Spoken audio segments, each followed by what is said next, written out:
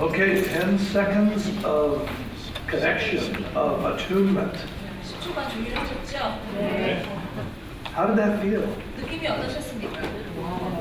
Felt pretty good? For some of you, did it feel a little bit scary? 어떤 분은 좀 두려우셨어요? Attunement is the foundation for intimacy. 이 조율은 친밀감의 기초를 이루는 것입니다. So if you felt a little too intimate with somebody you didn't know all that well, that's appropriate. 네, 잘 모르는 분에 불편하셨다면 그거는 적절한 느낌이죠.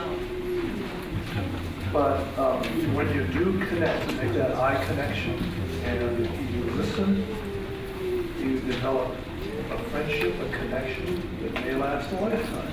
그런데 눈을 보고 대화하게 되면 어쩜 평생 가는 친구가 생길 수도 있습니다. Or it might just simply be a quick connection, and then you go on your ways. 아니면 이렇게 잠시 이렇게 눈을 보고 알게 되고 헤어질 수 있겠죠. But the person you attuned to feels blessed. 그런데 이렇게 내가 눈을 보고 조율된 사람을 축복받는 느낌을 받습니다. This adolescent is now an adult, that you see on the screen. 자, 이제 청소년기 정체성 형성을 보겠습니다. This is the father of the baby that I've been holding last week. 제가 저번 주에 제가 태어난 저번 주에 아는 그 아기의 아버지입니다. The 7-week-old. 그러니까 7주 된 그 손주의 아버지예요. But I like this particular picture to represent adolescence because he's being pretty thoughtful. 이 사진이 좋아요. 왜냐하면 굉장히 그 사색에 잠긴 표정이죠. Maybe you see that far away look in his eyes, 눈을 보세요. 굉장히 멀리 있는 거 보고 있는 것 같죠. that wondering about who he really might be. 아, 내가 누굴까? 내가 어떤 사람이 될까? 고민하는 표정이에요. That was how I met him. 네, 제가 바로 이 사람이 청년일 때 만났어요. Eventually he asked me if I could give his blessings to marrying my daughter. 그런데 나중에 얘가 따님을 사귀어도 되겠냐고 축복을 요청했어요. This was our fourth child, 네 번째 자녀인 제 딸을, the last one. 제 막내 딸을 원했죠. So I said, which daughter? 제가 그래서 물어보길래 어떤 딸 이렇게 물었습니다. He said, you're not making this easy for me, are you? 왜 이렇게 어렵게 만드시냐고 얘기했어요.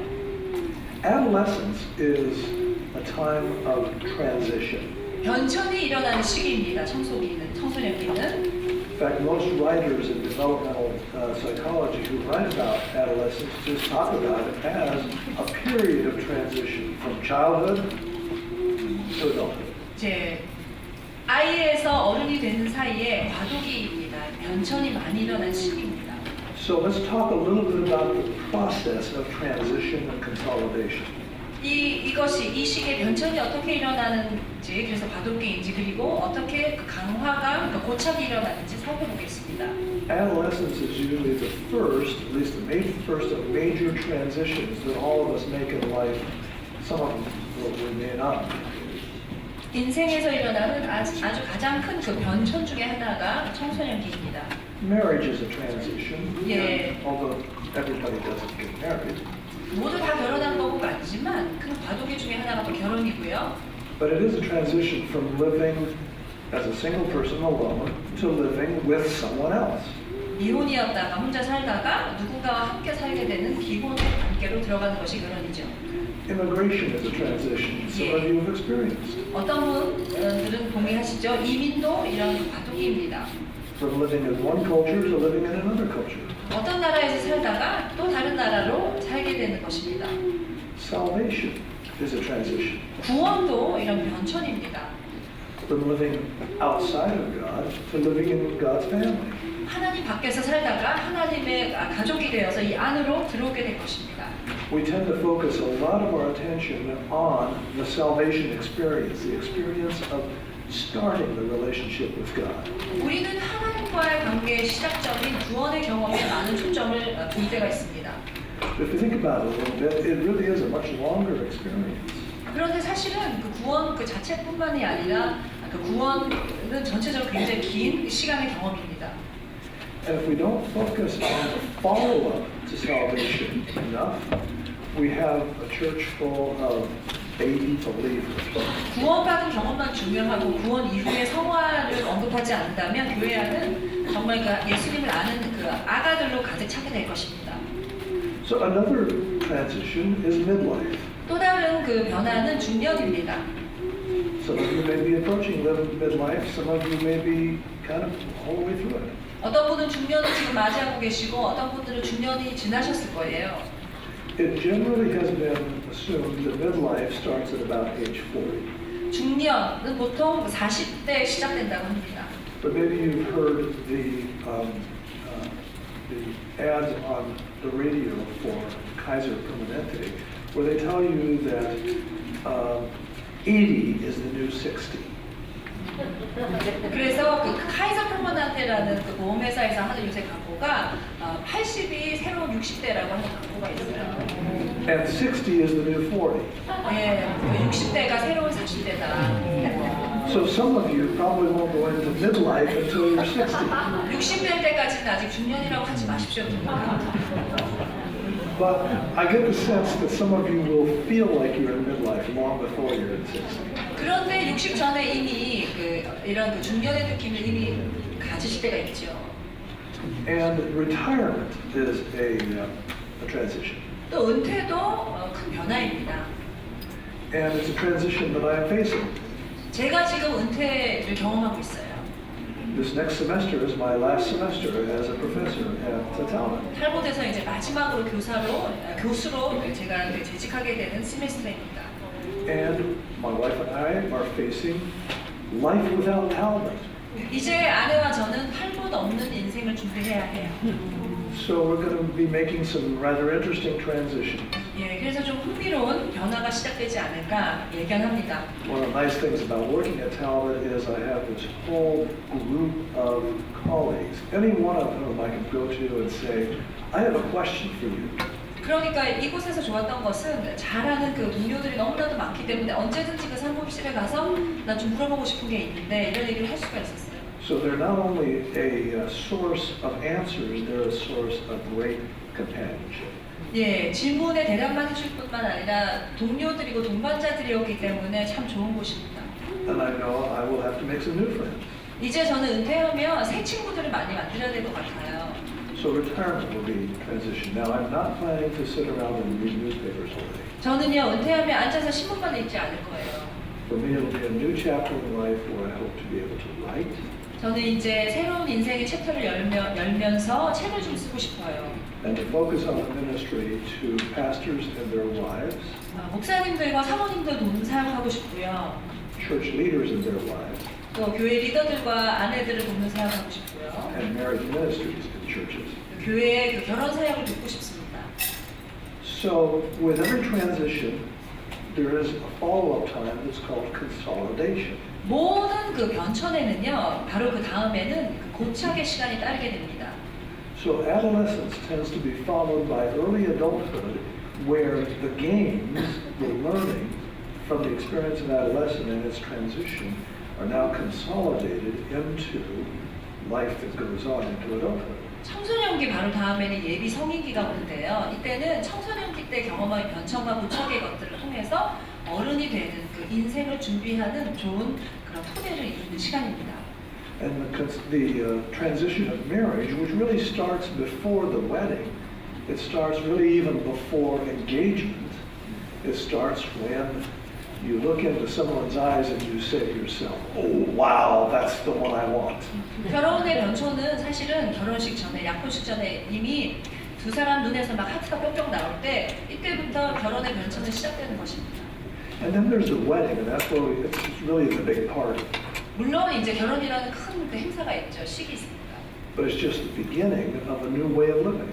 자, 새로운 방식으로 사는 것의 시작이에요, 결혼도. So for the next 2 years to maybe 10 years or even longer is a part of that transition of marriage. 그래서 Everything's different. 결혼 신혼의 2년이나 그 후에 한 10년까지는 새롭게 사는 방식의 적응기라고도 볼 수 있습니다. All the other relationships in life change too. Relationships with parents and siblings and everybody else. 결혼하면 이 결혼을 중심으로 부모님과의 관계, 모든 형제자매의 관계가 다 다시 자리매김하기 때문에 그렇습니다. And then sometime, usually after 2 or 3 years, it's followed by a period of consolidation where things begin to settle down. 그래서 2, 3년, 결혼한 지 2, 3년 되면 뭔가 이렇게 고착이 일어납니다. 강화가 일어납니다. So that's the nature of these transitions. 예, 이렇게 변화할 때 이렇게 그 변화가 일어나면서 뭔가 이렇게 자리 새롭게 잡으면서 고착이 일어난다는 것이죠.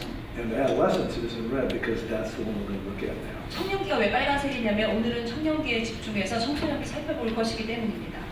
But in all of these transitions, there are a series of things that we have to kind of deal with as we work. 이런 그 모든 변화에는 우리가 다루어야 하는 여러 가지 그 이슈들이 있다는 것입니다. So it starts with disenchantment. 예, 각성이라고 한번 표현해봤습니다. 이런 일이 일어납니다. This is true of adolescence, it's true of marriage, it's true of salvation, it's true in all of these different transitions. 이 각성이란 개념은요, 결혼, 이민, 구원, 그 모든 그 변화에 해당되는 어떤 그 단계입니다.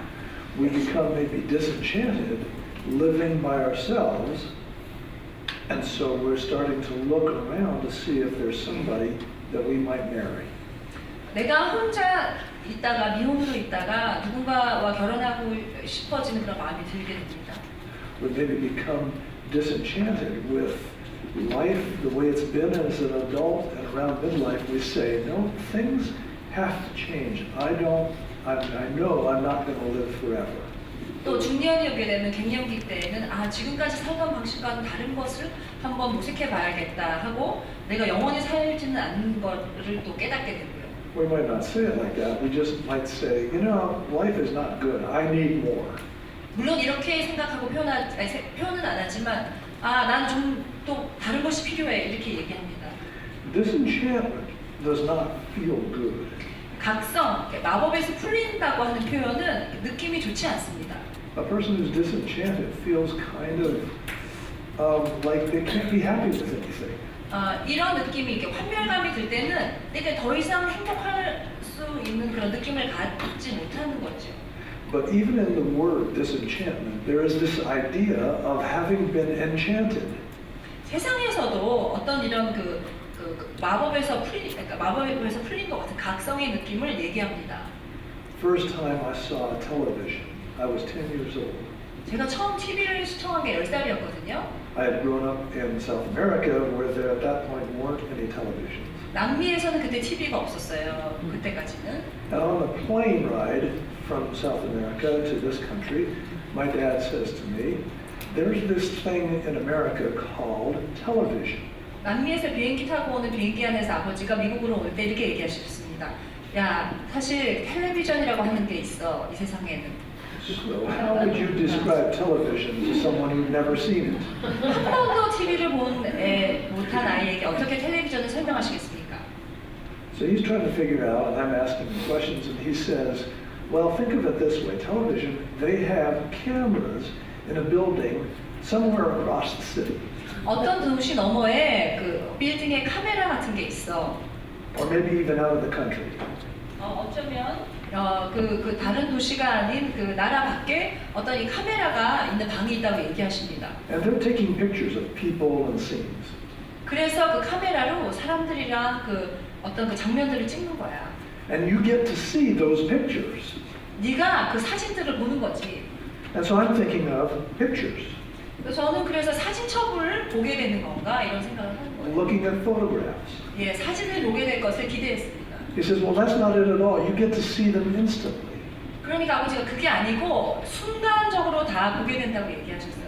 While they are taking the pictures of a conversation, it is sent to this box in your home that has a screen on it, and you can see what the people and hear what the people are talking about. 사람들이 얘기할 때 동시에 사진을 찍어서 박스로 보내서 네가 그 사람들이 얘기하는 걸 동시에 보게 되는 거라고 얘기해 주셨습니다.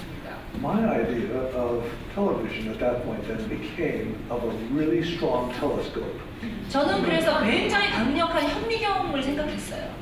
And why would you want to? 망원경. Yeah, why would you want to see pictures of somebody talking a long ways away that you don't even know? 왜 알지도 못하는 사람들이 얘기하는 걸 내가 보게 될까 이런 생각을 했습니다. Well, then, when I actually saw television, and they were playing the Howdy Doody show, 하우디 두디 쇼라는 것을 보여주고 있었어요. 처음 TV를 봤을 때. cartoon people. 예, 만화입니다. I got enchanted. 제가 굉장히 이렇게 몰입하게 됐어요. 마법에 걸린 것처럼 됐어요. Wow, television is a great thing. 야, 텔레비전 멋지다. As a 10-year-old, I just couldn't get enough. 예, 10살일 때 아무리 봐도 이렇게 질리지가 않는 좋은 것이었습니다. Then we went back to South America. We didn't have it. 다시 남미로 돌아갔는데요. TV가 없었고요, 남미에서는. So when I came back to be in high school as a 14-year-old, I was really looking forward to television. 14살이 돼서 다시 미국의 고등학교를 진학했을 때 TV 볼 생각이 굉장히 설렜습니다. And by the time I got back, it was not just television, it was color television. 그때 텔레비가 흑백이 아니고 게다가 칼라 TV였어요. 14살 Wow. 때. Yeah. But then, as I got a little bit older, like maybe 15 years ago, 제가 자 15년 전쯤에 I realized it was still what my dad first described it as, a telescope into somebody else's life. 저는 여전히 아버지가 설명하신 것처럼 망원경의 그런 개념이 더 저한테 와닿는 것을 느꼈습니다. And I became disenchanted again. 다시 한번 제가 이것에서 각성이 되는 시간을 가졌어요. It got boring. 다시 말하면 지루해졌습니다. Once in a while, you see a pretty good movie, maybe. 뭐 어쩌다가 한 번씩 영화는 재밌는 걸 보지만 But for the most part, 대부분의 시간은 it's irrelevant chatter. 예, 별로 이렇게 적절하지 않는 관계없는 그냥 수다 같았어요. TV 내용이. And you're probably thinking, but I like it, Rex. 그럼 여러분은 난 재밌는데 You're just not disenchanted yet. 여러분은 아직까지 그것에서 그 마법에서 깨어나시지 않은 거예요. 각성되지 않은 거예요. There will be a time, even if it's when you first get into heaven, when you'll be disenchanted. 여러분 처음에 이제 천국에 가시게 되도 어떤 면에서는 각성하시게 될 수도 있어요. So disenchantment feels bad, but it's actually very good for us. 이렇게 어딘가에서 깨어나는 거, 각성되는 것은 느낌은 좋지 않지만 나쁜 것만은 아닙니다. Because it's the beginning of transition. 왜냐하면 변화의 시작이기 때문이죠. It happens inside us, 우리 안에 이것이 일어나고요. and then what we do is outside it's relational, we tend to disengage. 예, 각성은 내면에 일어나는 것이고요. 그 다음에 내가 이탈하는 과정이 시작되는데 이것은 외부로 일어나는 것입니다. So in adolescence, we may disengage from our childhood friends. 그러면 우리는 그 청소년기 때에는 어렸을 때부터 가졌던 친구들로부터 분리될 수 있습니다. But the really most important disengagement of adolescence is the disengagement that we have with our parents. 여기서 가장 큰 그 이탈은 부모님과 가졌던 어떤 그런 것에서 이탈되는 것이 가장 중요한 것입니다. 큰 것입니다. This is the one the parents really worry about. 부모님들이 염려하시게 되는 것이 이런 것이죠.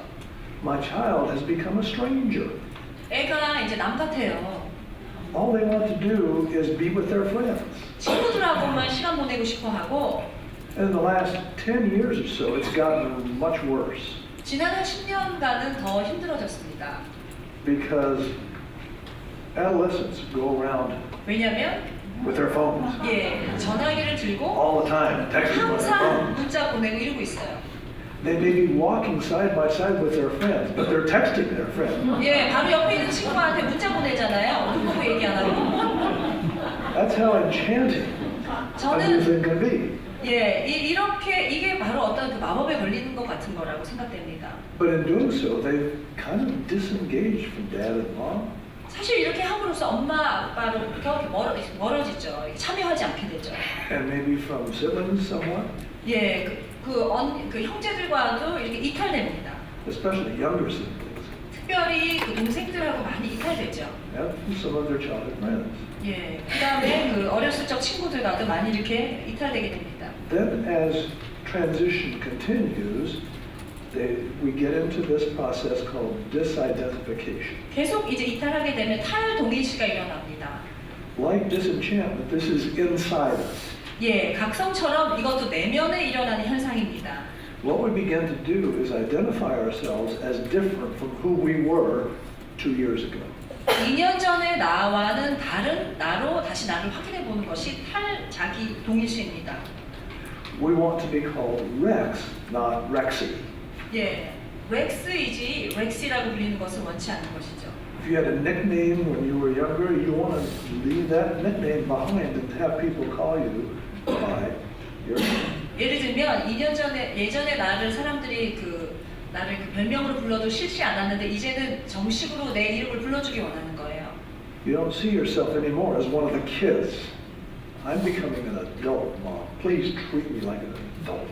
엄마한테도 나 이제 애처럼 취급하지 마세요. 어른처럼 나를 대해주세요. 라고 하는 것입니다. And then the fourth part of this stage 그다음은 is disorientation. 방향 감각을 상실하게 되는 것입니다. Our orientation in childhood has all been about being a child. 예, 어렸을 때 이 지향이 형성된 것은 어린아이라는 것이었지요. We know how to interact with people as a child. 어린이로서 주변 사람들과 상호관계하는 걸 배웠습니다. And we tend to see the world as the world right around us, not any bigger than that. 세상을 우리 주변에 있는 것으로 보게 되고 그렇게 큰 것으로 여기지 않게 되었습니다. Now in adolescence, we're challenged to see the world as a wider place, to get involved with more people. 청소년이 돼서는 세상이 더 커 보이고요. 그런 도전을 받습니다. 더 큰 세계에 이제 나아가라 이런 도전을 받게 됩니다. We begin to realize, hopefully, that not everybody in the world is in the same culture as we are. We begin to become intercultural. 이것은 바람직한 거기도 한 것인데 모두 다 나와 같은 이런 문화에서 살고 있지 않구나라고 보면서 다른 문화의 사람들과도 교제하게 됩니다. We begin to welcome new experiences 새로운 경험을 환영합니다. and new challenges. 새로운 도전도 환영합니다. All that is disorienting. 이런 것이 바로 우리에게 방향 감각을 상실하게 하는 것입니다.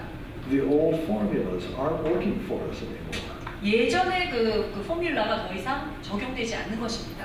People respond to us in different ways than they have before. 이전과는 다른 방식으로 사람들이 반응하는 걸 보게 됩니다.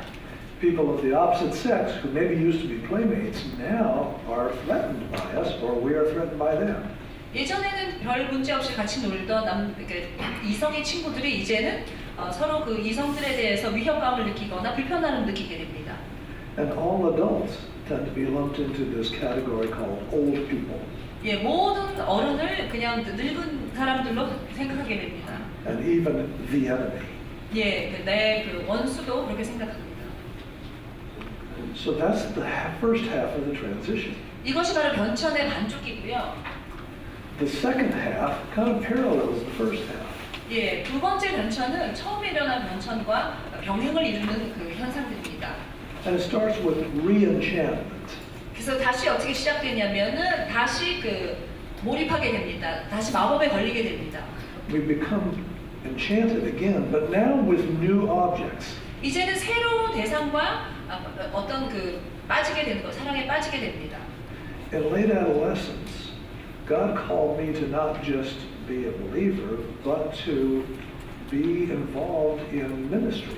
청소년 후기 때 하나님 저에게 그냥 믿는 자가 아닌 사역에 깊이 참여하는 자가 되라고 부르셨습니다. And as a part of that call, I became enchanted with some key leaders in ministry. 그 사역을 하면서 저는 그 주요한 리더들과 그들에게 굉장히 몰입하게 되었습니다. Particularly one youth minister became kind of my new role model. 그 중고등부 목사님 중에 한 분이 저에게 군복이가 되었습니다. I want to be just like him. 저는 그분처럼 크고 싶었습니다. I would do anything I could to make him happy. 그분을 행복하게 하기 위해서 무엇이든지 했습니다. I was enchanted with being his assistant. 저는 그분의 그 조수 역할을 하는 것에 무엇인가 저를 다 몰입시켰습니다. I became in some ways his slave. 예, 그분의 노예가 된 것 같아요. It's easy in ministry to get into that position. 사역에서 그렇게 되기가 쉽습니다. And it was for me. 예, I was enchanted. 저도 그렇게 됐어요. 이렇게 몰입하게 되었고 마법에 걸리듯이 그렇게 되었습니다. In my mind, he could do no wrong. 제 마음속에 저분은 틀리게 할 분이 아니야. 틀릴 수가 없어. 이런 생각이 있었습니다. But when I got close enough to him, as he let me do, I became aware that he wasn't perfect. 그런데 그분이 그 가깝게 맞아주셔서 가까이서 보니까 생각보다 완벽하진 않은 분이었어요. I became aware of some of his failures. 그분의 실패도 보게 됐고, But that comes later because after being enchanted, then I got re-engaged. 이렇게 다시 이렇게 마법에 걸리게 되면 다시 나는 재참여를 하게 됩니다. Enchantment again, the re-enchantment was the inward part, the outward part, the social part was re-engaging. 제 몰입은 내적인 것이고요. 제 참여는 외향적인 사회적인 부분입니다. Now I was engaging in ministry. 제가 이제 사역에 참여하게 됐어요. I was, of course, still involved in studying at UCLA, 물론 UCLA에서 이제 공부를 계속했죠. but that was kind of secondary because I was so enchanted and I was engaged in this ministry with this leader. 공부는 두 번째였습니다. 이 사역에 너무 몰입하고 참여했기 때문에 이것이 더 중요했습니다. So what followed inside was I got re-identified. I began to see myself not just as a college student or a university student, but as a aspiring young minister. 그래서 제 안에는 다시 일어난 일은 제 동일시 씨는 제 자기화가 일어나서 나는 이제 학생이 아닌 이런 사역자로 더 나를 규정하게 되었습니다. And I identified myself as one of his team. 그러니까 저를 그 목사님의 그 팀의 일원으로 나를 자기화하기 시작했습니다. And eventually, it was not that anybody knew me as Rex, but as Pastor Rex. 그래서 많은 사람들은 저를 렉스로 기억하지 않고 렉스 목사님으로 사역자 렉스로 보게 되었습니다. So I reordered my life all around doing that ministry to college students in the San Fernando Valley. 저는 그래서 제 삶을 대학 학생으로서 그런 사역을 하는 사역자로서 저를 동일시하게 됐습니다. It was so, in that reorientation, it was so all-encompassing that it actually interfered with my ability to make the other transition that I started then, which was my marriage transition. 그런데 제가 이 과정에 재동일시 과정에 너무 몰입해서 그때 동시적으로 일어났던 게 제 결혼이었는데 그것에 제 에너지를 주는 것이 쉽지 않았습니다. But that consolidated and that began to change and so on. But that's the idea of the change that goes on in adolescence. 물론 이제 결혼도 이런 고착이 일어나지만 아무튼 청소년기에, 청년기에 이런 일들이 일어난다는 것입니다. But not just in adolescence, in all other transitions in life as well. 사실은 청소년기뿐만 아니라 인생의 모든 과정에서 이러한 그 패턴이 일어나는 걸 주의해 주십시오. So what we have now is several areas of life and identity formation. 우리 삶의 영역에서 일어나는 정체성들을 짚어보기 원합니다. And as you see up on the screen, there's a task for each of these areas of identity formation. 예, 이러한 그 정체성 형성에는 어떤 그 발달 사항이 있습니다. And there are some dangers. 위험도 있습니다. Okay? So in this spiritual identity formation, the task of early adolescence 네, 그 초기 그 청소년기에 일어나는 정체성 형성 중에 하나입니다. is to begin to know God through models. 예, 영적으로 어떤 일이 일어나냐면 하나님과 인격적인 관계를 개발합니다. Who are the models? 예, 여기서 그 본보기가 누구입니까? Parents, 예, 부모입니다. youth ministers, 또 그죠 중고등부 목사님입니다. pastors, 목사님들, teachers, 선생님들, older adolescents. 또 나보다 연장자인 그 청년들을 통해서 We tend to be focused in early adolescence, that's around ages 12 through 13 and 14, 이때는 12살, 13살, 14살인데요. on models, those people we look up to. 내가 존경하는 사람들을 모델로 삼고 그들을 통해서 배웁니다. Some early adolescents choose models that are on television. 어떨 때는 청소년기 초기에는 TV에 나오는 인물들을 보고 애들이 모델로 삼아요. They want to be just like you name the TV person. 예, 텔레비에 등장하는 연예인들이 모델이 되는 거죠. Who would you name out? Whose names would you say are people that young teenagers identify with? 이 어린 그 청소년들이 동일시하고 싶어하는 연예인 이름들을 좀 아십니까, 여러분? Call them out. 네, 한번 얘기해 보세요.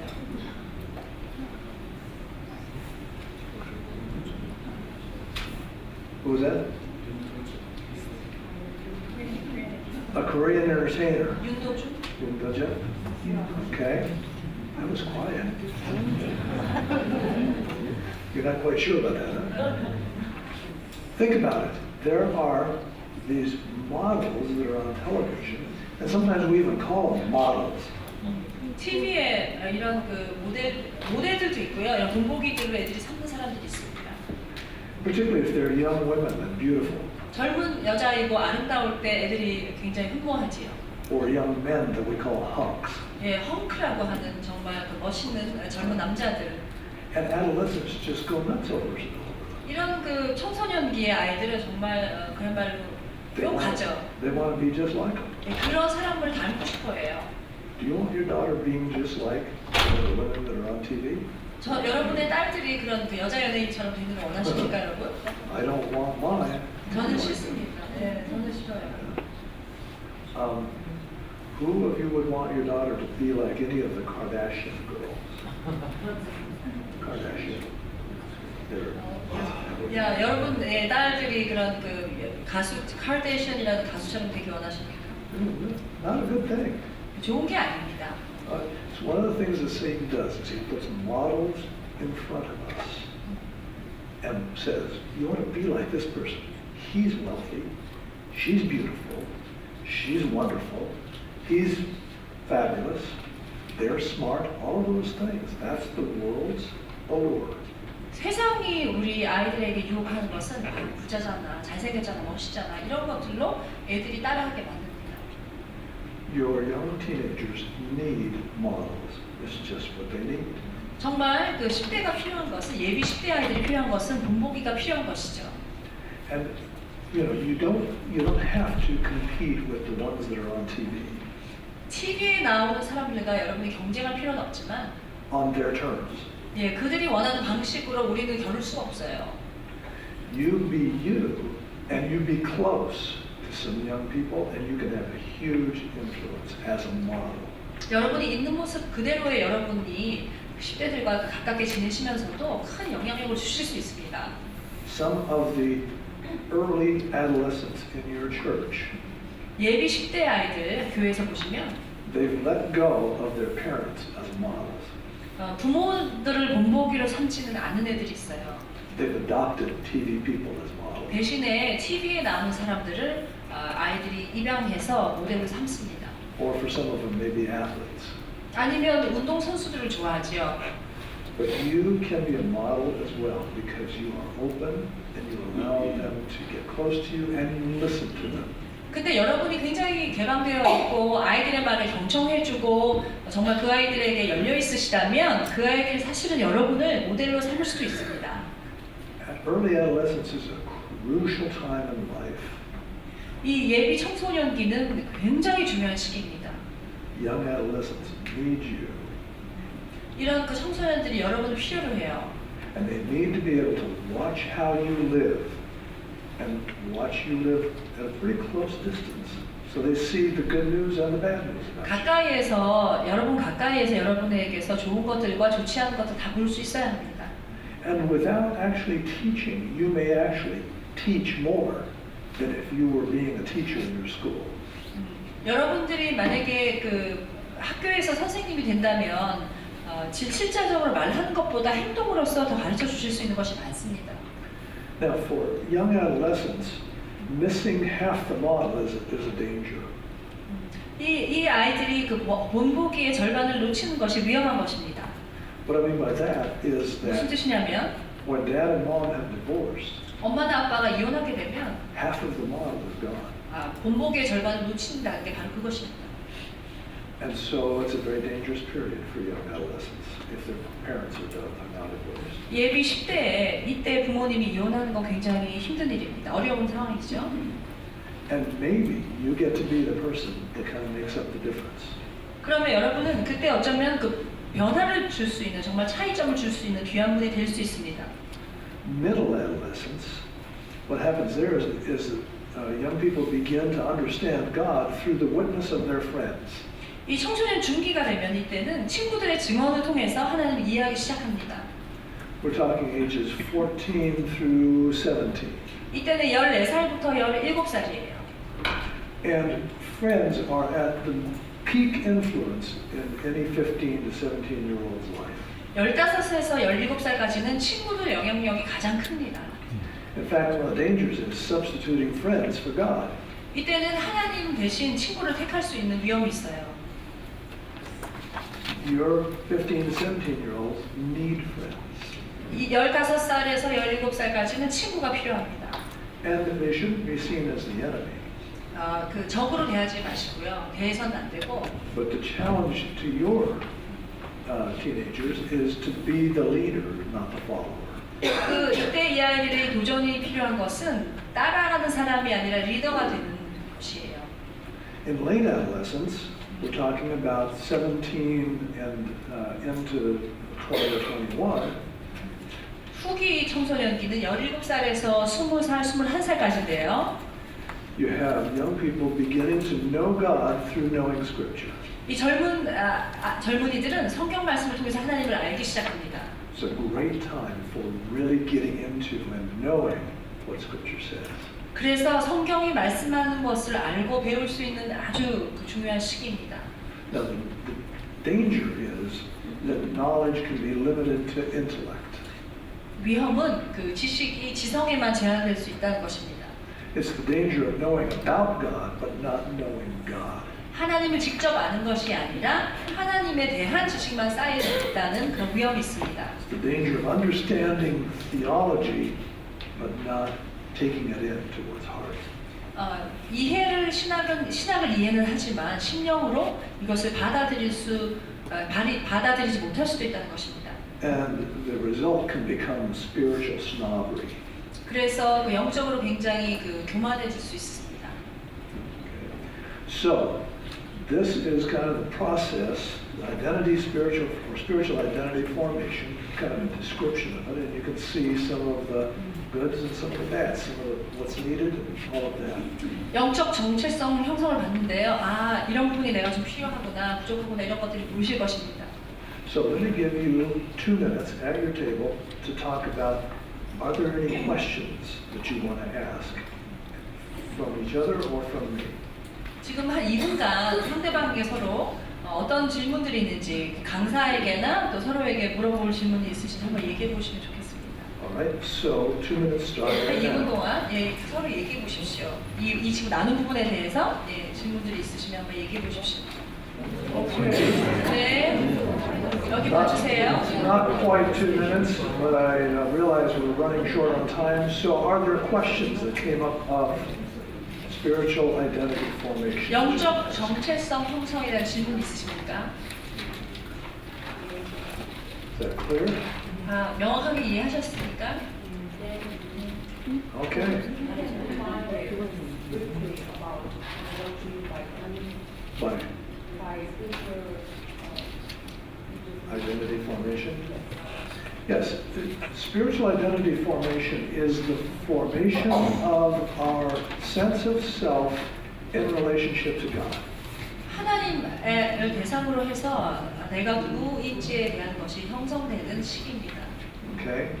Now, if we don't have a relationship with God, we don't know about God, our spiritual identity formation has come in the context of our relationship to the world around us.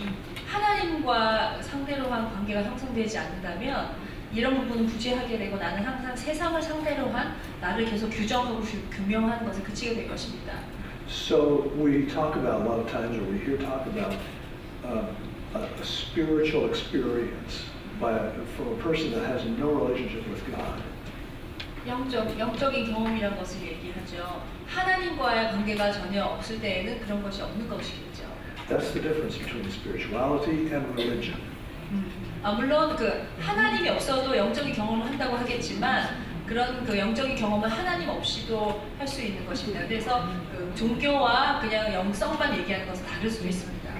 A lot of very religious people have no relationship with God and no spiritual self-identity. 그러니까 종교적으로 하나님 알면서도 그러니까 하나님을 영적으로 만나는 경험이 없으면 그런 그 영적인 부분에는 그 경험이 부재한 것입니다. Thank you for the question. I love it.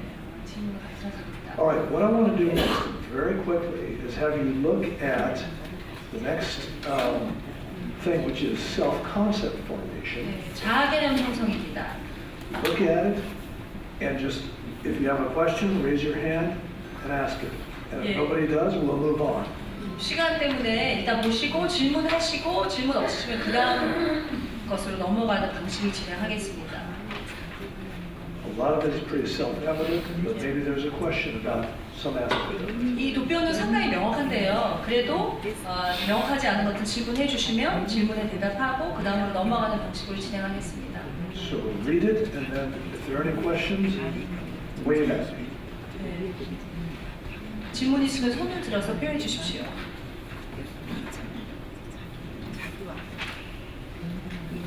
Yes. 지금 반자기화에 대해서 다시 한번 터미널에서 설명 좀 해주시죠.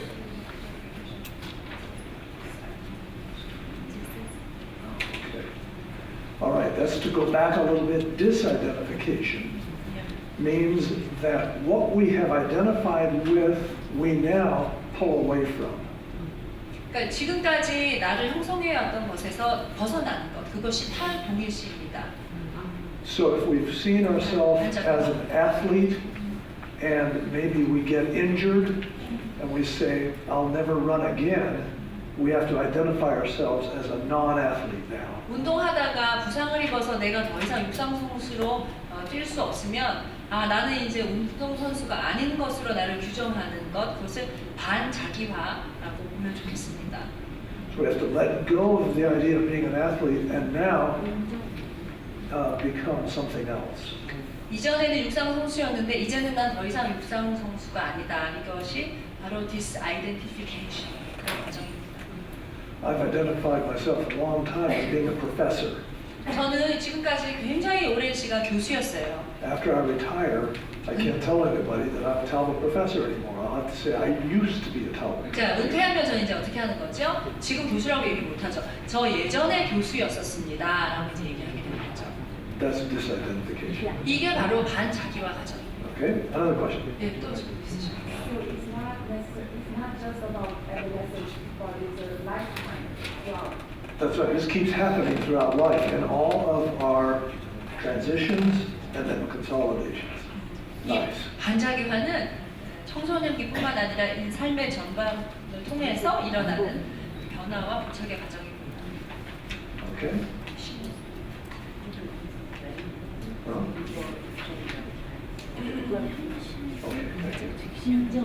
Okay, if you're feeling a lot of hunger, hang in here with me. We're going to go on a little bit longer. 너무 중요해서 12시 15분까지 할 것이니까 배고파도 좀만 참으세요. Thank you, Dr. Son. 네, 감사합니다, 손 박사님. Okay, what questions do you want to ask about concept, self-concept formation? 자아 개념 형성에 대한 질문 또 있으세요? 이 부분에서? Yes.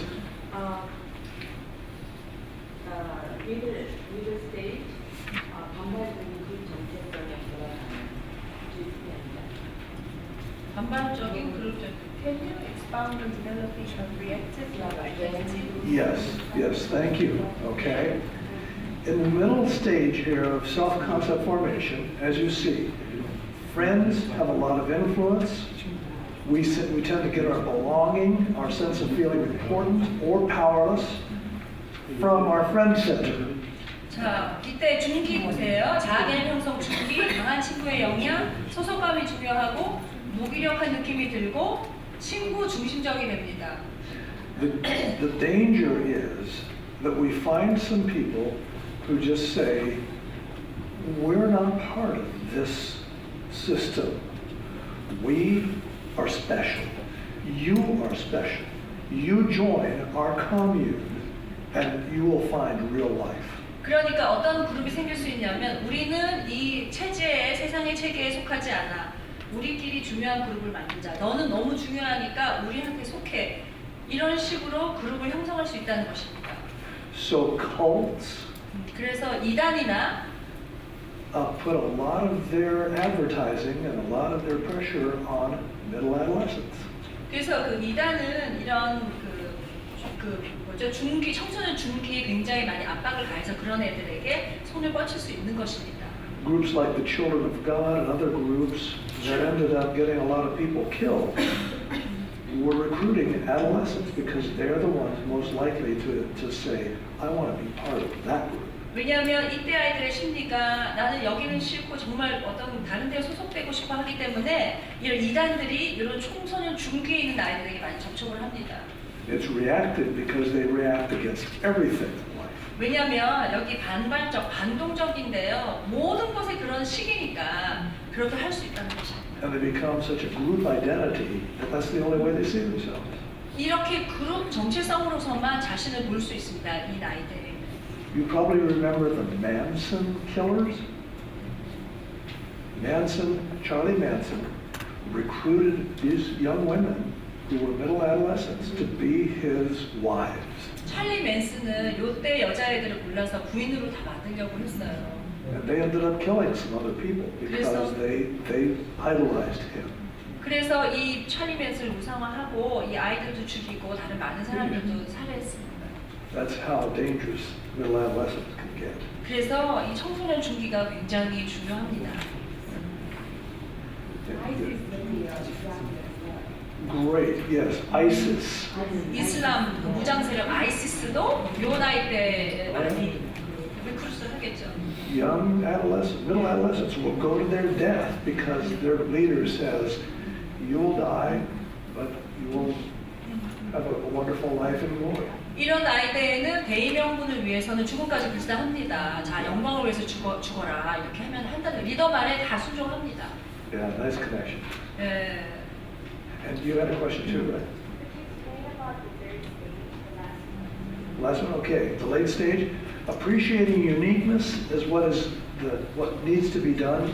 Their own uniqueness. A person in late adolescence begins to say, "Oh, I'm unique. That's good. I am me." Okay, and I'm able to choose against all of my friends.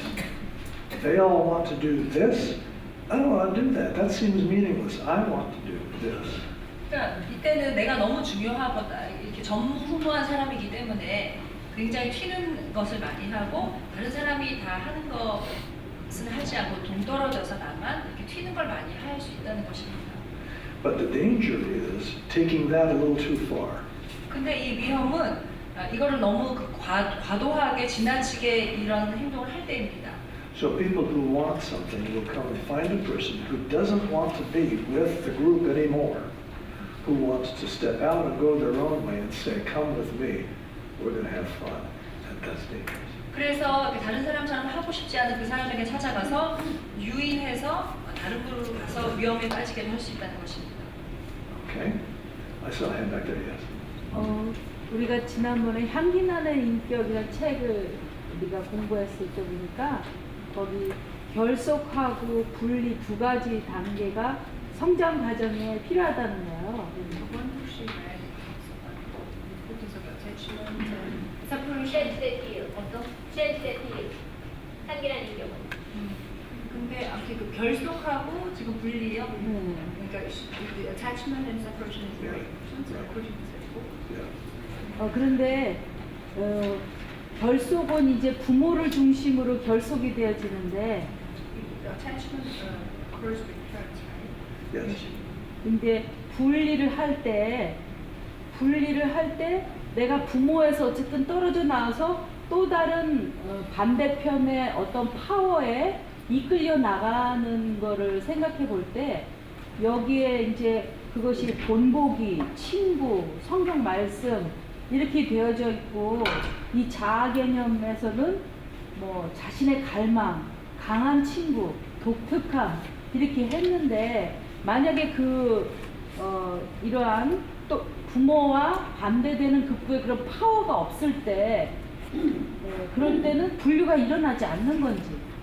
So usually separation occurs when there is losing motivation.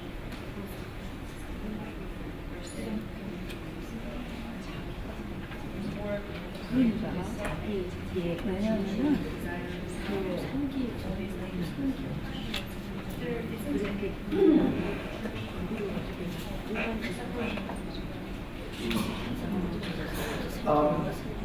Good question. Let me just go back to early childhood. 그리고 그 유아기로 다시 한번 가서 설명을 해드리겠습니다. When you have good attunement, you have pretty strong attraction. Attachment. 조율이 잘 되면 결속이 잘 일어납니다. When there's not been much attunement, that attachment is not all that strong. 조율이 잘 일어나지 않은 결속이 빈약합니다. So it doesn't have to be necessarily, it tends more to be in adolescence, another possibility, but even in childhood, it doesn't mean separation comes because there's something better. 그래서 그 청소년기뿐만 아니라 어렸을 때에도 분리는 좀 더 나은 것이 있기 때문에 꼭 일어나는 것은 아닙니다. In fact, in childhood, when there's been good attunement and there's strong attachment, then a child is free to become himself or herself at about a 2-year-old time, and that's a good thing, not a bad thing. 2살 정도 되면 조율이 잘 되고 결속이 잘 돼 있을 때에는 이제 온전한 개인으로 그 분리될 준비가 건강하게 일어납니다. Healthy attachment creates healthy separation 건강한 결속이 있을 때만 건강한 분리도 일어나게 됩니다. because a 2-year-old begins to know who he or she is versus who everybody else is, and they can begin to form that personal identity. 그러니까 내가 누군지 분명하게 알 때 다른 사람이 다르다는 것을 인식하게 되기 때문에 그때 분리될 준비가 되어가는 것입니다.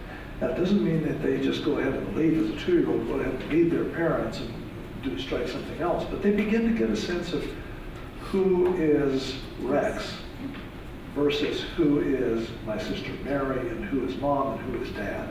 분리가 일어난다고 하는 표현은 정말 이렇게 고립되고 격리된다기보다 나와 다른 이 사람이 누군가에 대한 구별을 할 수 있는 능력이 생겨서 나는 렉스고 저 사람은 엄마고 저 사람은 아빠고 이런 개념으로 분리를 이해해 주시는 게 더 좋을 것 같습니다. That process keeps happening as we grow up from 1 and 2-year-olds all the way into beyond adolescence. 그러면 이 분리의 과정은 2살뿐만 아니라 성인이 되어서 청소년을 통해서 성장하면서도 계속 이 분리의 과정은 건강하게 일어납니다.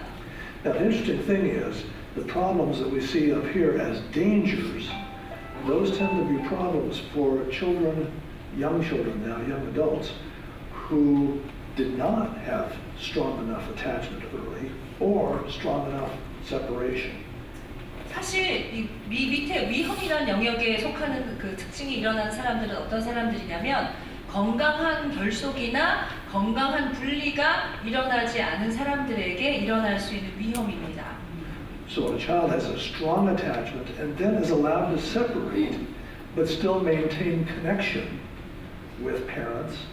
They have the foundation then for later relationships that include both some attachment and some attunement and some separation. 그러니까 적절한 결속과 적절한 분리가 다 필요한 것이어서 아이들이 어렸지만 점점 성장하게 되면서 부모하고의 관계를 통해서 건강한 결속과 분리를 잘 통과하게 되면 다른 사람들하고 관계하면서도 어느 정도 결속은 하지만 어느 정도 또 분리되는 것도 같이 공존하는 것에 익숙하게 자라게 되는 것입니다.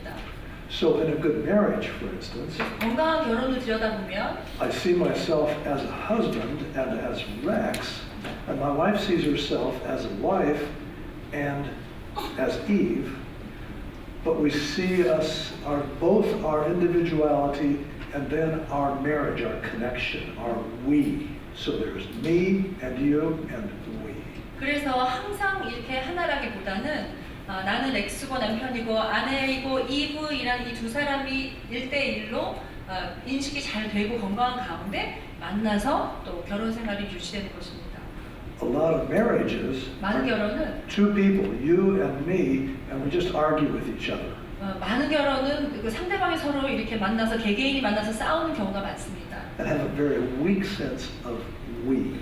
우리라는 개념이 굉장히 빈약합니다. It feels like she's a burden on me.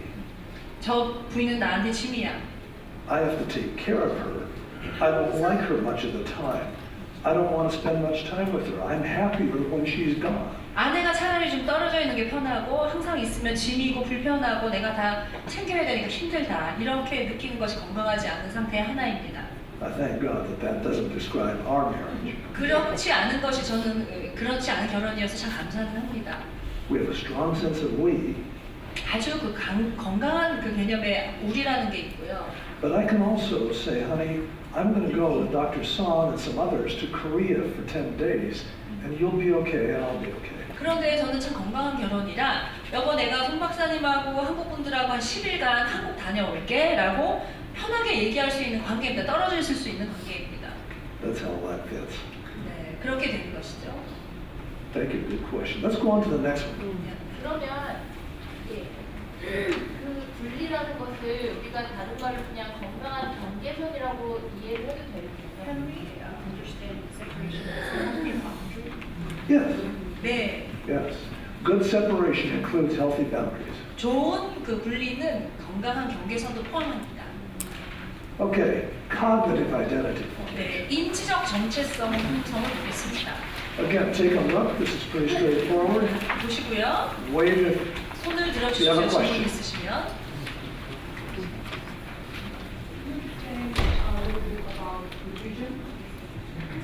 diffusion. Yes.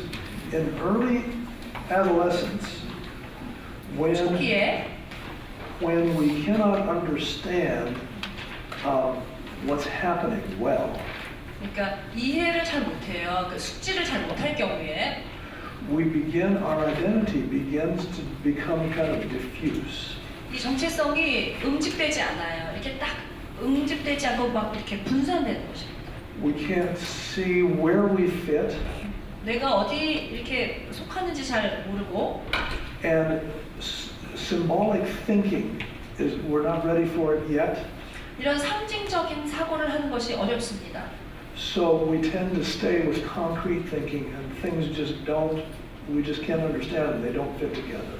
그러니까 It's okay, yeah, but we just don't understand why things aren't working. 구체적인 사고를 하긴 하는데 이해를 잘 못해요. So we kind of, early adolescents who are in diffusion tend to not be able to answer anything. 그러니까 이런 그 diffusion, 그 분산을 경험한 아이는 대답을 잘 못해요. They kind of try to hide and not have to answer anything. 그래서 질문을 피하기 위해서 항상 이렇게 가리고 이런 아이들입니다. A teacher says, "What do you think?" and they freeze. They just can't say what they think. 질문 받으면 선생님 질문 받으면 동결해요. 얼어버려요. And they need a little more development to where they can begin to as it says in the middle, ability to analyze and generalize. And that tends to happen somewhere between ages 12 and 14. 그래서 중기로 넘어가서부터는 이 분석하고 일반화하는 능력, 12살에서 14살 때의 능력이 필요한 것입니다. Now the danger for middle adolescents is once they begin to think in abstract terms, they tend to foreclose and say, no, it's got to be the way I see it. 그래서 이거의 문제는 이렇게 조기 종결이라고 돼 있는데요. 이렇게는 아니고 내가 생각하는 방식이 따로 있을 거라고 또 결정을 내립니다. It's like, now I understand. I'm right, everybody else is wrong. 또 내가 생각하는 게 맞고 다른 사람들은 다 틀리다 이런 결정을 합니다. And so what begins to happen in later adolescence is we begin to say, oh, maybe I wasn't right after all. I'm not sure what to think, so I will kind of back away, and I will not commit to anything. 그래서 후기에 일어날 수 있는 위험은 뭐냐면 내가 생각했던 게 다 맞는 건 아니었네, 틀렸네. 그러니까 이제 난 아예 생각을 하지 말아야겠다 하고 어떤 면에서 또 아주 연기해버릴 수도 있다는 거, 유예를 하는 것입니다. So you begin to see older adolescents sitting around and talking about philosophy, but never committing to anything. 그래서 철학자들이 얘기하면서 자기의 뷰를 정확하게 개진하지 않아요. 그냥 다 두리뭉실 다 듣기는 하는데 자기 의견을 정확하게 표현하지 않는 경우가 이런 거예요. College students often have a rough time with their commitment to God. They made a commitment to God earlier in life, but now it's all kind of all up for grabs. 대학에 가면 학생들이 고민할 때가 이때입니다. 하나님한테 헌신했는데 이때에는 많이 갈등하는 거죠. 어떻게 해야 될지 모르고 많이 혼란스러워할 때입니다. so they don't want to make commitments yet. 그래서 그런 헌신을 아직 하지 못한 것이죠. And for some, that includes they don't want to commit to marriage. 어떤 사람들은 결혼에 헌신하지도 않으려 합니다. Because it's a commitment. 네. I saw somebody wave over here. 헌신이기 때문에 이게 Question? 힘든 거예요. 질문 있으셨습니까? No? Okay. All right, let's look at the next one. 네, 그 다음 형성, 정체성 보겠습니다. Physical identity formation. 네, 육체적 정체성 형성입니다. This you've all experienced. 여러분 다 이거 경험하셨죠? Pretty straightforward, but if you want to ask a question, wave quickly. 네, 질문이 있으면 해주십시오.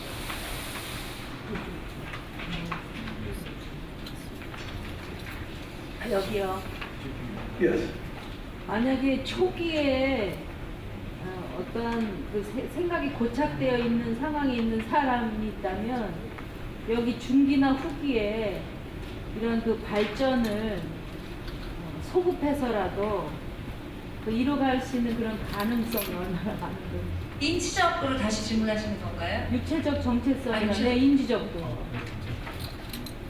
그러니까 초기에 어떤 상황에 고착되어 있는 네. 그런 성격이 발견됐을 때 그러니까 정확하게 인지적 질문이세요? 아니면 육체적 질문이세요?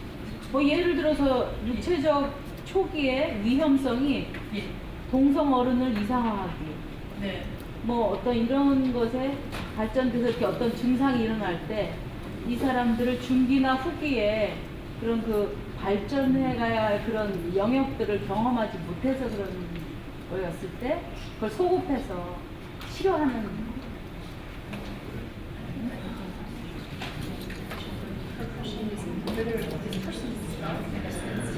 Sorry, but at the early stage, with a person, I think she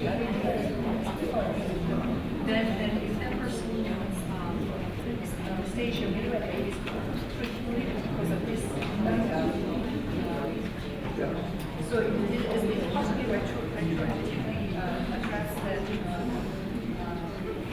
deficit? Okay. 예. Insightful question. 예, 아주 통찰력 있는 질문을 해주셨습니다.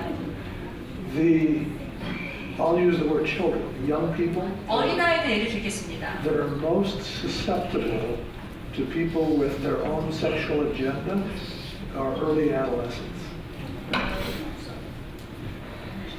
Yeah, young adolescents.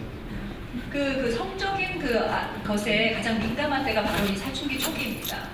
Because what's going on physically is puberty. 왜냐하면 이때 사춘기를 경험하기 때문입니다. And that means changes in the sense of one's physical self. 예, 자기 몸의 경험이 지금 일어나고 있어요. 어떤 경험이? So when a young person is isolated from other young people and from maybe healthy adults, 아주 건강한 성인이나 또래 아이들로부터 분리되어 있는 경우에 격리되어서 산다면 there is danger from people who have an agenda that is either homosexual or heterosexual. 이성애자건 동성애자건 어떤 특별한 숨은 동기가 있는 사람 밑에서 자라게 되면 이런 사춘기 초기 아이들은 아주 영향을 받기 쉽다는 것입니다. So the issue is isolation more often than not. 제가 생각했을 때 문제는 이렇게 고립돼서 지낼 때 문제가 더 큰 것 같습니다. And the idealization of a same-sex person. 그럴 때 동성어른을 이상화하는 것 같습니다. And a person then is open to sexual experiences that are not healthy at all. 그래서 건강하지 않은 성적인 경험에 열려있게 될 수도 있는 것입니다. That doesn't mean that homosexuality doesn't have physical aspects to it. 동성애가 육체적인 어떤 국면이 없다고 하는 것은 아니지만 In fact, what we're 그렇습니다. talking about is physical identity formation.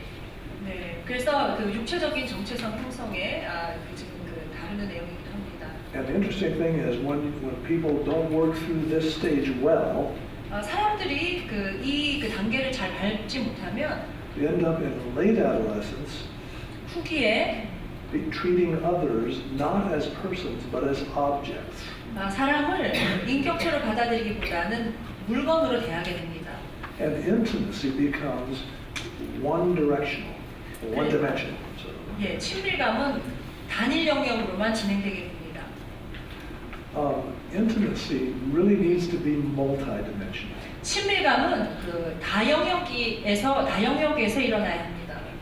Good relationships as adults involve our spiritual dimension, 어른이 갖는 좋은 관계는 영적인 영역도 필요하고요. the physical dimension of our lives, 또 육체적인 영역도 필요하고요. relational dimension, 관계적인 영역도 필요하고 the cognitive dimension, 인지적 영역도 필요하고 even the recreational 예, dimension, 어떤 그 유희적인 측면도 동반합니다. and the financial dimension. 또 재정적인 영역도 동반합니다. Intimacy, good intimacy is multidimensional. 예, 좋은 그 양질의 친밀감은 다영역을 포함합니다. And a good marriage is multidimensional. 예, 좋은 결혼도 여러 가지 영역을 포함한 것이어야 합니다. But also good relationships in the body of Christ are multidimensional. 또 그리스도 몸 안에 있는 좋은 관계도 다른 다양한 영역을 포함합니다. To a person stuck in this physical identity problem, everybody around becomes an object for sexuality, one way or another. 그래서 그 육체적 정체성이 제대로 개발되지 않는 사람, 이것이 멈춘 사람은 사람들을 인격체로 보기보다는 어떤 물건으로 보게 될 그 위험이 있습니다. So you get young men who consider all young women to be targets. 젊은 남자애들은 여자애들을 다 대상으로 목표물로 보게 되는 것입니다. And some young men who come to see other young men as targets. 그래서 젊은 남자애들이 그 여성들을 인격체로 보기보다 어떤 자기가 어떤 대상으로 보고 목표물로 보게 됩니다. That's the dangers. 이것이 위험한 것입니다. All right? Oh, been extended?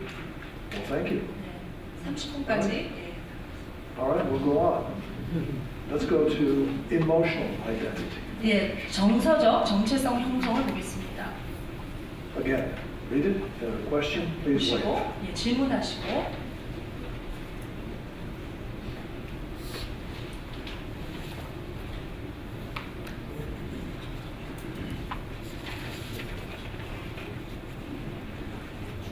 Yes. 네.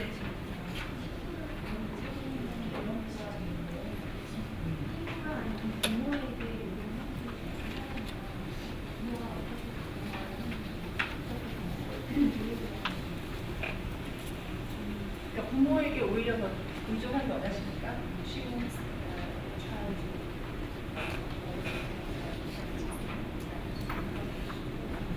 Okay. Overdependence 과잉 의존은 is different from mutual dependence. 상호 의존과는 다른 개념입니다.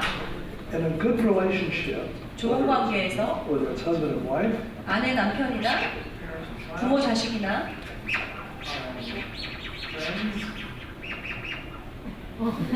친구들이나 or squeaky sound systems, there is mutual dependence. It's called interdependence that develops. 상호 의존이 좋습니다. It's easy for us to become overly dependent on our parents. 부모님에게 과잉 의존하는 것이 쉽긴 합니다. For a little child, a baby, they are totally dependent on parents. 신생아는 부모에게 완전히 의존합니다. My little granddaughter Ruby is totally dependent on her mother 7주 된 손주 루비는 엄마에게 100% 의존합니다. for everything in life. 그 아가의 모든 것을 위해서 의존합니다. But as she begins to grow up, she will become more and more independent. 그런데 이 아기가 자라면서 점점 더 독립적으로 될 것입니다. And emotionally, one of the things about it, the task is at adolescence, is to achieve emotional independence. 근데 이때 건강한 거는요, 정서적 독립을 성취해야 하는 것입니다. And so what you end up having is sometimes a replacement of independence with overdependence on maybe friends or one other person, or we maybe stay overly dependent on parents. 독립하는 것 대신에 친구나 부모님에게 과잉으로 의존하는 것으로 대체될 수 있는데 그건 좋은 것이 아닙니다. So in early adolescence, 초기에 the issue is enmeshment, which means overdependence on parents, 이때 문제는요, 감정적으로 부모님에게 이렇게 밀착되는 것입니다. on one hand, or its opposite, isolation, which is emotional dependence on no one. 아니면 반대로 아무에게도 정서적으로 의존하지 않아 고립되는 것입니다. So what normally people do is, at middle adolescence is begin emotional separation from friends, if that's healthy.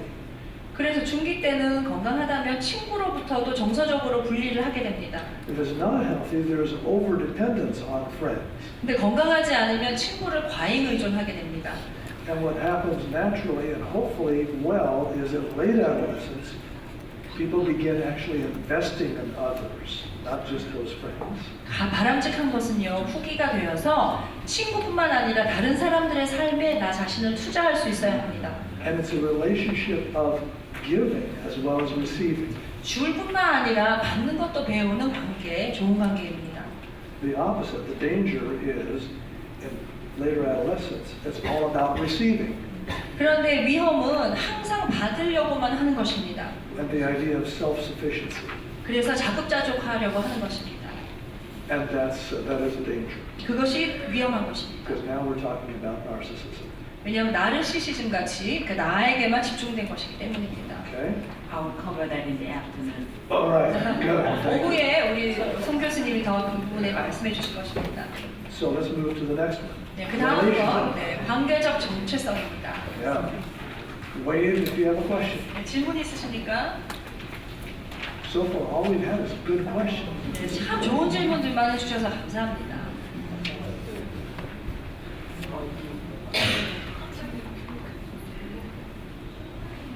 예.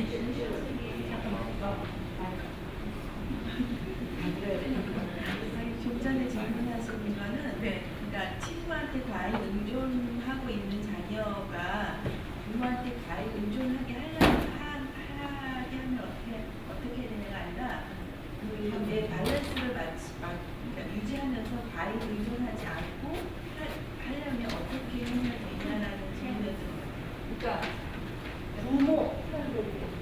부모한테 과잉 의존, 그러니까 친구한테 과잉 의존하지 않고, 그러니까 부모에게, 그러니까 부모에게 건강하게 의존하는 밸런스를 맞추려면 이렇게 하면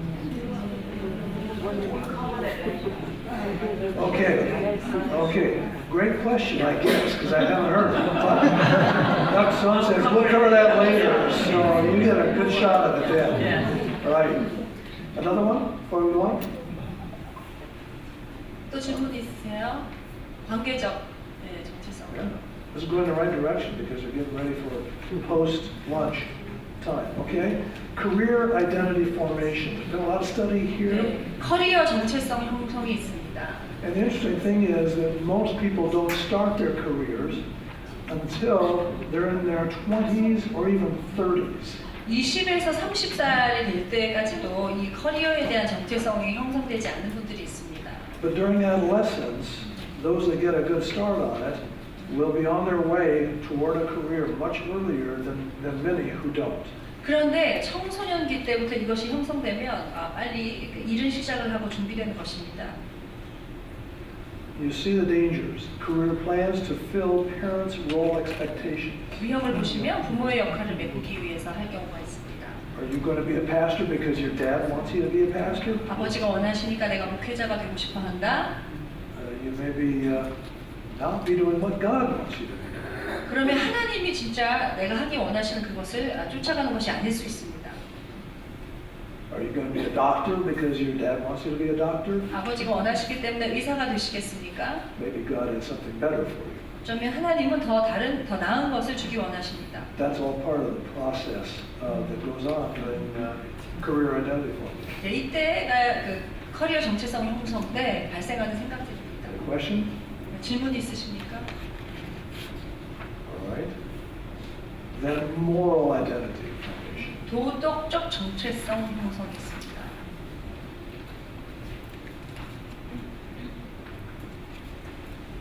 If you have a question, wave. 질문 있으면 손들어 주십시오.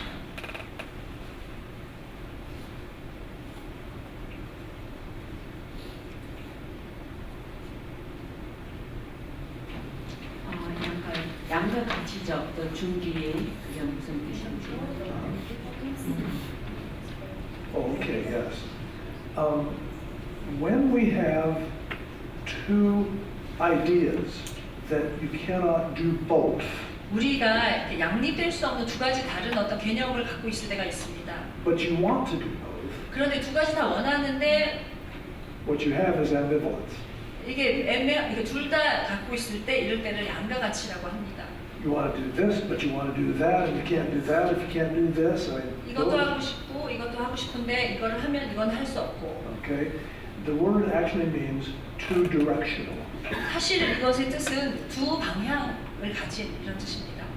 And so, you know, what Scripture tells us is we have to choose. 성경에 보면 우리가 선택해야 된다고 하십니다. We want to live God's way, or we 하나님의 want to live the 방식, world's way. 세상의 방식 중 하나를 택해야 합니다. And if we can't choose, that's ambivalence. 우리가 선택할 수 없을 때 이것을 양가 가치적이라고 합니다. Now, some ambivalence is a good thing 어떤 것은 좋은 양가 가치도 있습니다. for a while. 잠시 동안은 이게 필요할 때도 있습니다. But then the danger, as you see, is rejecting God because of the parents' belief. 그런데 부모님의 그 믿음 때문에 하나님을 거절해야 될 때도 있습니다. It's like if my parents believe in God and I don't like them anymore, then I will reject God and go a different direction. 그러니까 우리 부모님이 믿기 때문에 나는 그게 싫으니까 하나님을 거절하겠다라고 결정할 수 있습니다. That's a danger. 네, 이런 위험이 있습니다. So sometimes really God-loving parents end up having kids who goes the opposite direction. 정말 부모님께서 하나님을 사랑하시는데 자녀들이 반대로 가는 경우도 있습니다. And that's a heartache. 네, 굉장히 마음이 아프죠. I know this because we have 4 kids 4명의 자녀 중에 저는 and our oldest daughter has chosen a polar opposite direction in her life from ours. 우리 장녀는 정말 우리와 다른 방향으로 지금 가고 있습니다. We love her 사랑하는데 and we grace her as best we can, 정말 은혜를 베풀어 주는데 but it's our heartache 정말 마음이 and 아프고 we pray for her. 네, 그 딸을 위해서 얼마나 기도하는지 몰라요. There's no way we can convince her 정말 이 딸을 설득할 방법이 없어요. that's the Holy Spirit's job. 성령님께서 도와주실 수 있다고 생각합니다. I hope none of you has that experience, 여러분들은 이런 경험을 안 하시면 but 좋겠어요. I bless you if you do. 여러분 만약에 그러나 그런 자녀가 있으시다면 축복합니다. All right. Last slide, I think. 마지막 슬라이드입니다. All right. Healthy identity formation 건강한 정체성 형성을 보시면 is on this vertical dotted line.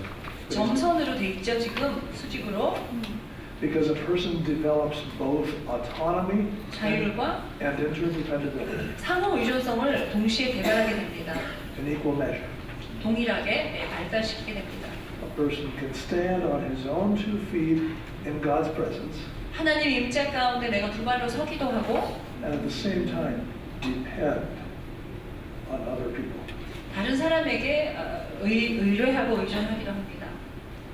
That balance is healthy. 이런 밸런스가 있는 것이 건강한 것입니다.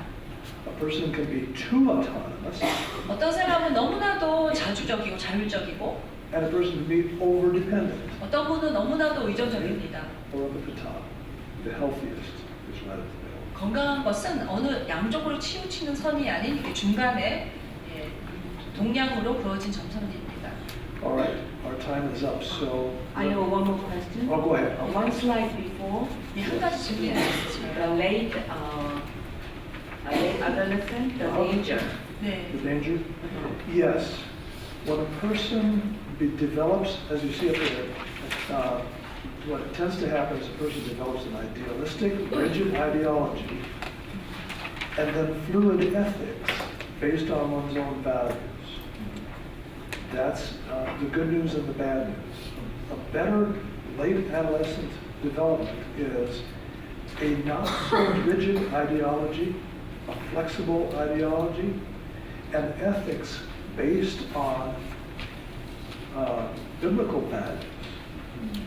Okay, even better than cultural values. When that happens, then you have a much healthier moral identity formation. 그래서 이 도덕적 정체성 후기에 보시면요, 스스로의 가치에 근거한 이상주의적 그리고 확고한 이념과 유동적인 윤리라고 되어 있는데 사실 바람직한 것은 내가 갖고 있는 것이 그 그 윤리가 성경적인 것에 근거한 것이 좋은 것이고 이런 것이 이념을 확고하게 가는 것인데 예, 그것이 후기에 발달되는 것입니다. Now, a person can be too proud to hear somebody else's point of view or to change. 너무나도 교만해서 남의 말을 듣거나 바꿀 수 없을 수 있습니다. And we see this regularly. People who have developed a moral foundation that is godless, and they're too proud to actually change that. 예를 들면 하나님이 없는 것을 토대로 한 것에 그 윤리를 세운 사람들은 너무나도 교만해서 잘 듣지 않고 바꾸려고 하지 않습니다. The position that they take is, I don't need God. 이런 분들은 이렇게 얘기해, 난 하나님 필요 없습니다. I'm a good man, 나는 하나님 없이 법 없이도 착해요. or I'm a good woman. 네, 나는 착한 좋은 여자입니다. And that's sad. 슬픈 것입니다. All right. Ephesians 4, 네, 에베소서 4장에 보시면 I was like I did this morning, I was going to read Ephesians 4, starting with verse, I think, 12. But you know that passage, 에베소서 4장 12절 말씀인데요. 여러분 이 구절을 잘 아시죠?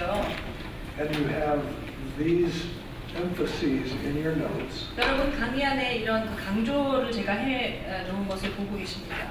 Since I'm still a professor, I will give you an assignment. 제가 아직까지는 교수니까 숙제를 드리겠습니다. So when you're home tonight, or maybe tomorrow after church, would you please read Ephesians 4, starting in verse either 11 or 12, and keep these words in mind, these emphases in mind, because it's all about our identity and our relationship with God. 그래서 에베소서 4장 11절이나 12절부터 시작되는 이 구절을 좀 보시고 오늘이나 내일 교회 갔다 오셔서 묵상해 주십시오. 왜냐하면 우리 정체성이 너무나도 중요한 본문이기 때문입니다. And it speaks not only to our identity in God, but how we, in our giftedness, impact the identity of others as we are in the body of Christ using our gifts. 단순히 나의 정체성뿐만이 아니라 그리스도의 몸 안에서 나의 이런 그 정체성을 통해서 그 몸의 정체성을 어떻게 세우는지도 도움이 되기 때문에 중요합니다. Thank you for your interest and especially for your questions. 여러분 참 흥미를 보여주셔서 감사하고 질문을 주셔서 감사합니다. You are a thoughtful group and I appreciate it. 굉장히 그 통찰력 있으시고 사려 깊은 그룹이십니다. 감사합니다. And I pray God's blessing on you as you minister to young people as well as to children and adults. 하나님께서 여러분이 그 어른들과 청년들과 아이들에게 사역하실 때 축복해 주시기를 원합니다. Thank you so much.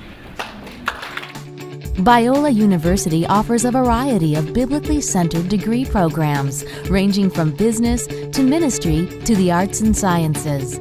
Visit biola.edu to find out how Biola could make a difference in your life.